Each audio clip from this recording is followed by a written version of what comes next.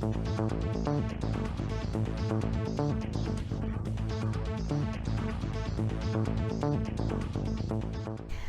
Сәтпаев Семейдегі педагогикалық техникумды тамамдағаннан кейін 1918-1919 жылдары Семей қаласындағы қазақ мұғалімдеріне арналған 2 жылдық педагогикалық курстарға жаратылыстану пәнінен сабақ берді. 1919-1920 жылдары Семей губерниясындағы Павлодар уезіне қараған Ақкелін болысындағы ата жұрты номері 4 ауылда мұғалімдік қызмет атқарады. Мұғалім болып қызмет істеген кездегі оқулықтарға тапшылықты өз басынан кешіргендіктен 1919-1924 жылдар аралығында тұңғыш алгебра оқулығын құрастырыпты. Ұлы ұстазымыз Ахмет Байтұрсыновтың ұсынысымен 1924 жылы Қаныш Имантайұлы Сәтпаев құрастырған осы алгебра оқулығы комиссариатының тиісті комиссияларында баспаға қолданылып, авторға аванс берілген көрінеді. Енді кітаптың жарық көріп, ел қолына жетуі ғана қалған еді.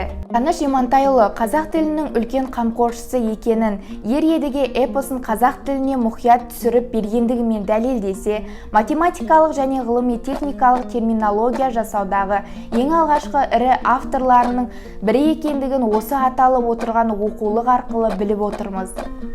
Бұл кітаптың құндылығын Қазақтың Абай атындағы мемлекеттік педагогикалық университетінің оқытушысы Қасанов ғылыми тұрғыдан дәлелдеп отыр.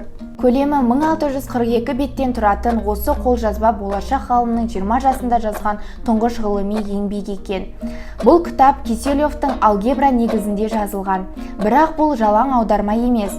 Қаныш аға аудармамен қатар осы негізде қазақ мектептеріндегі оқушыларының білімі мен талап деңгейін ескере отырып, шөп, мал түрлерін санауға, сол кездегі сауда-саттық ұғымдарына байланыстырып, көптеген жаңа мазмұнды оқу бағдарламасына сәйкес есептерді құрастырған. Қолжазбаның соңында 220 математикалық терминдердің қазақша байланысын енгізген.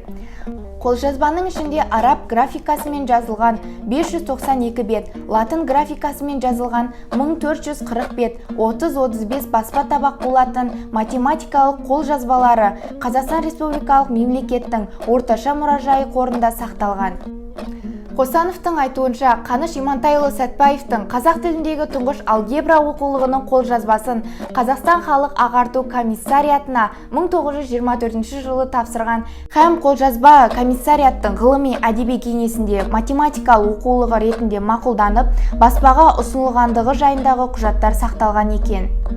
Қаныш Сәтпаевтың ұсынған алгебралық жазбаларының белгілейтін шрифттері мен матрицаларының болмауына байланысты алгебраны басып шығару сөз байламға түскен көрінеді. 1927 жылы оқулықтың Мәскеудегі центриздатқа жібергені жөніндегі қағаздар айқын екен. Бірақ центриздат пен казиздат арасындағы түсініспеушіліктердің салдары мен кітаптың басылуы құрдымға кетеді.